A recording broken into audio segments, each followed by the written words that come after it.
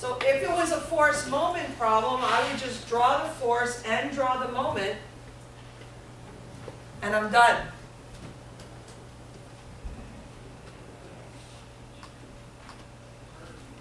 But Isadora, it wasn't a force moment problem, right? What was it?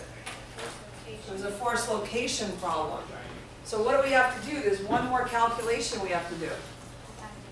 Find the distance. So the perpendicular distance. Okay, uh-oh. We're in 3D. We're looking at a 3D problem. I'm taking my jacket off because I'm starting to sweat. Doing a 3D problem. We found a moment about the x and we found a moment about the y. So how many distances am I going to need to know? 2, because this force is somewhere and I have a perpendicular distance from the x and a perpendicular distance from the y. So this is another place where people make mistakes. So in a quiz, half the people get it wrong, and in a test, a quarter still get it wrong. So let's get it right now.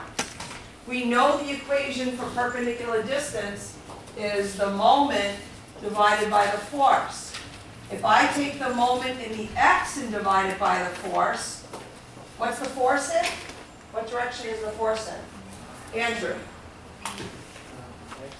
The force.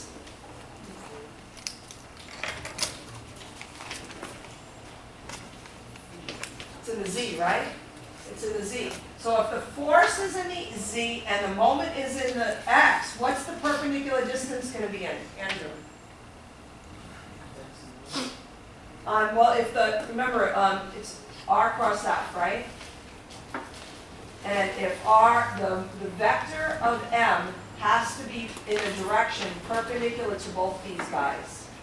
So if the moment is in the x and the force is in the z, the distance has to be in y, right? And then let's do the next one. The moment now is in the y, the force is in the z, the perpendicular distance in the x. So let's calculate the 1 and the y. I take the negative 1250 over 1400, again it's absolute value, and I get the perpendicular distance in the y is, I don't know, I'll have to look it up. Great, 0.89 meters, right? Perpendicular distance in the x is going to be 1050 over 1400, and the perpendicular distance in the x turns out to be? Huh? 0.75 meters.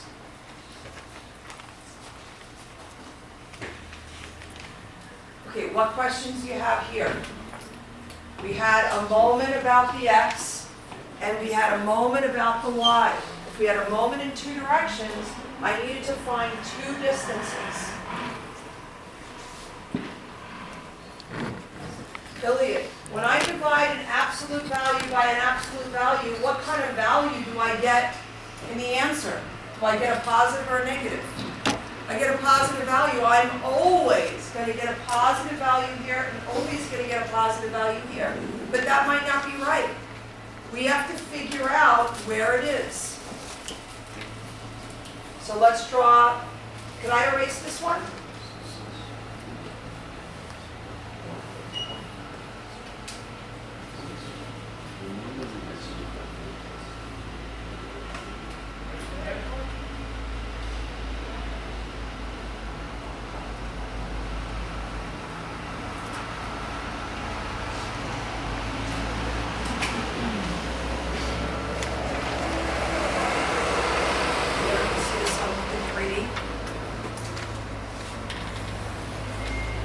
Just for my own, I'm going to erase it in the end, but I want to remember that x creates a negative moment, so it's going like this, right? And this creates a positive moment. I'm just going to put that there so I remember. Okay, David, you had a question.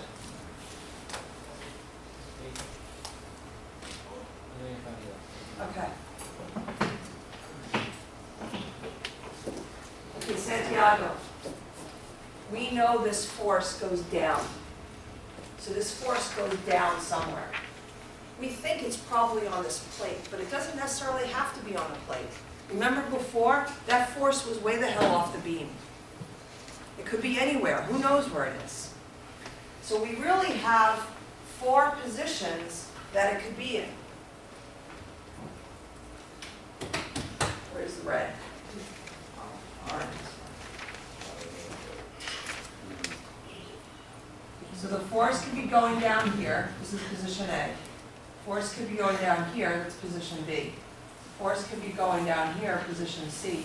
And force could be going down here, position D. Do you see what I'm talking about? A is on this side of X and this side of Y. This is on this side of X and this side of Y. So, cross out one location for me. Which one is not correct? I think probably D. D is not correct. And why is D not correct? Thinking on the X is making a positive. On the X, that's right. Look at D.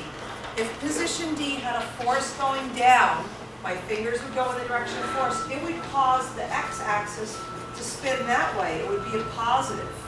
Does everybody see that? So, because this is left of the X-axis, it would create a positive spin about X. Peter, do you see another force on another location that would create a positive moment about X? A. So A can't be right either. So Tara, let's go to you. How about B or C? Which one is correct?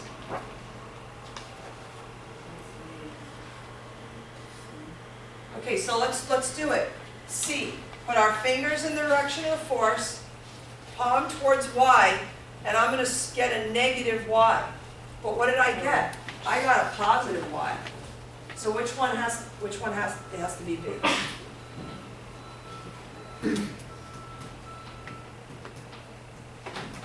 Questions on that one?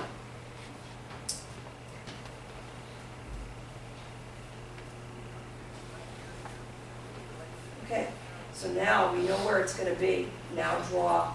And we know the distance in the y is 0.8. We know the distance in the x is 0.75. This you shouldn't make a mistake on, but I have some people do. If you know 0.89 is in the y, make sure you're drawing it in the y. So put in the 0.89 perpendicular distance in the y, and put in the 0.75 perpendicular in the x direction.